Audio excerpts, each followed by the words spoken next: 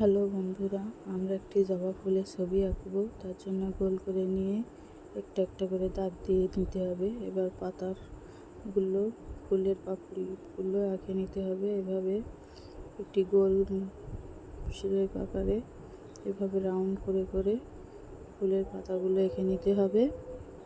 এবার একটি করে দাগ দিয়ে, যাতে ফুলের পাপড়িগুলো ভালোভাবে বোঝা যায় সেজন্য দাগ দিয়ে নিতে হবে। এখানে ফুলের কলি আঁকার জন্য একটি দাগ দিয়ে নিতে হবে।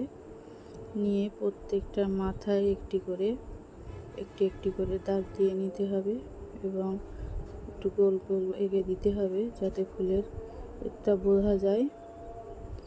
এবার নিচে থেকে একটি দাগ দিয়ে ডাটটি আঁকানোর চেষ্টা করছি। এভাবে আঁকতে হবে। এভাবে বাচ্চাদের দেখালে খুব সহজে বাচ্চারা আঁকতে পারবে। এই পাতা গোল মতো করে দিয়ে আস্তে আস্তে করে ছোট ছোট করে কেটে কেটে মতো এভাবে দিতে হবে। দেখুন বন্ধুরা, পাতার কত সুন্দর একটা শেপ তৈরি হয়ে এসেছে। এবার পাতার শিরাগুলো এঁকে দিতে হবে। খুবই আলতো হাতে আস্তে আস্তে করে পাতার ভিতরে এভাবে শিরার মতো করে সুন্দর করে এঁকে দিতে হবে। এভাবে আঁকা দেখালে বাচ্চারা খুব তাড়াতাড়ি সুন্দরভাবে এটা শিখে যাবে। এই যে গোলে যে রাউন্ডগুলো ছিল সেটা রাবারের মাধ্যমে মুছে ফেলতে হবে। এভাবে করে বাচ্চাদের শেখালে বাচ্চারা খুব দ্রুত ড্রয়িং করা শিখে যাবে।